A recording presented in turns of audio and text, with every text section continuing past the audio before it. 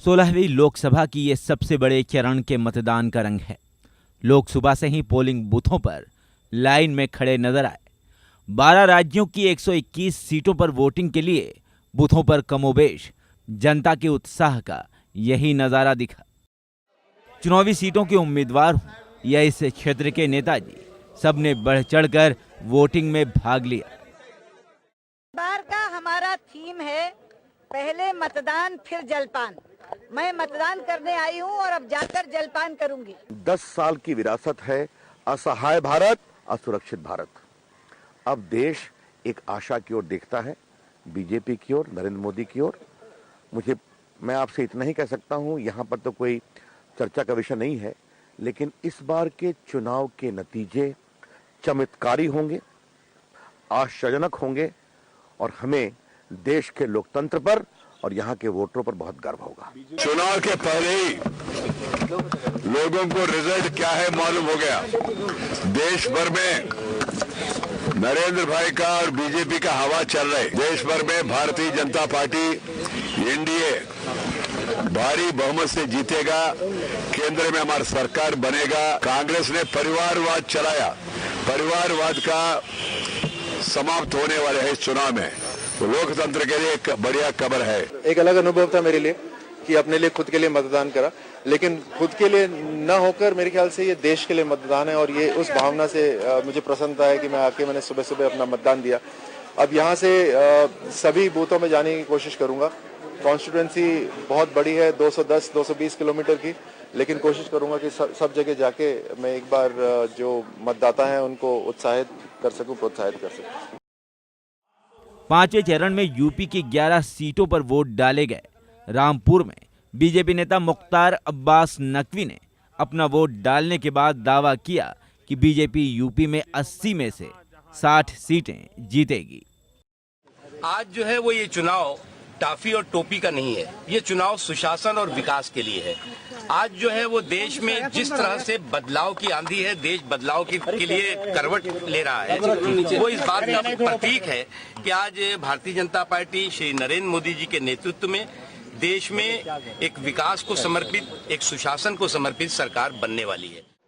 5वें दौर में बिहार की 7 सीटों पर लोगों ने अपने मताधिकार का इस्तेमाल किया। पाटलिपुत्र सीट पर आरजेडी सुप्रीमो लालू प्रसाद यादव कुछ इस अंदाज में पत्नी राबड़ी देवी के साथ वोट देने पहुंचे, लेकिन बोले कुछ नहीं। पटना साहिब सीट और पाटलिपुत्र सीट पर सबसे रोचक मुकाबला है।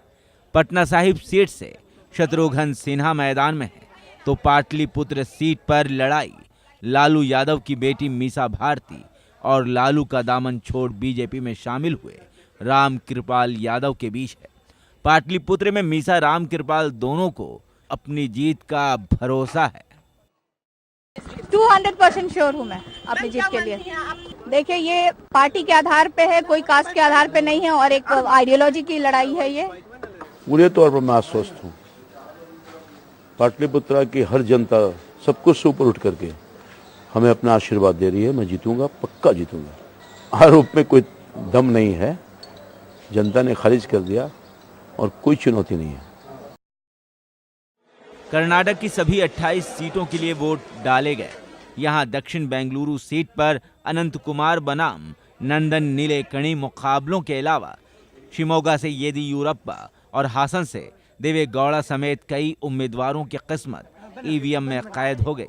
कांग्रेस नेताओं का कहना है कि कर्नाटक में येदियुरप्पा को फिर से साथ लेने का बीजेपी को कोई फायदा नहीं होने जा रहा है। पार्टी नेताओं की माने तो भ्रष्टाचार के मुद्दे पर खुद बीजेपी घिरी हुई है।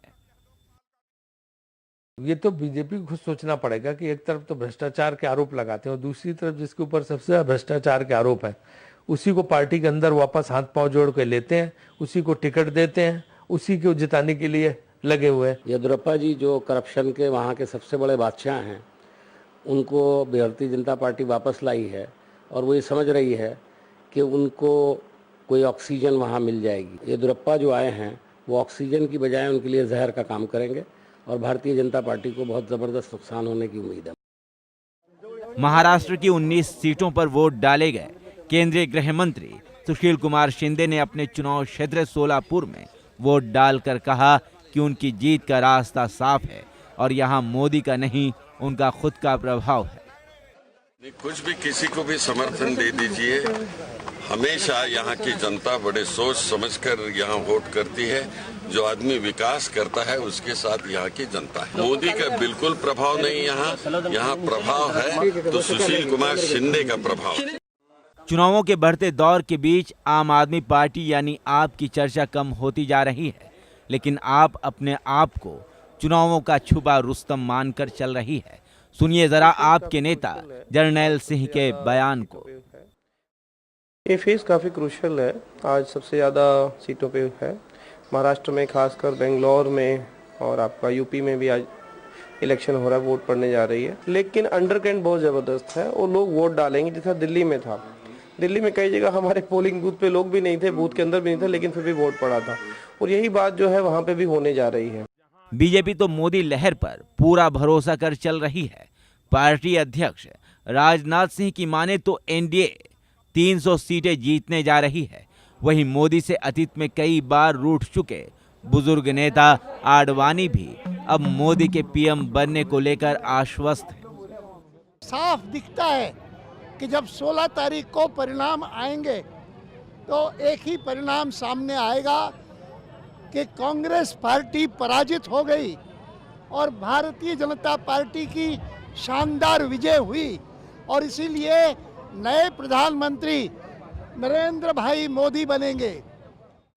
चुनावों के 5वें दौर के साथ ही अब तक 543 में से कुल 232 सीटों पर मतदान पूरा हो चुका है। लेकिन हर दौर का उम्मीदवार 15 मई तक अपने आप को सेफ महसूस कर सकता है।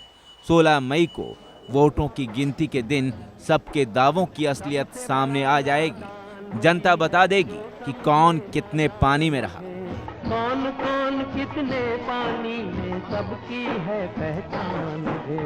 सबसे बड़ा नादान वही है जो समझे। ब्यूरो रिपोर्ट, जानो दुनिया। कौन कौन कितने पानी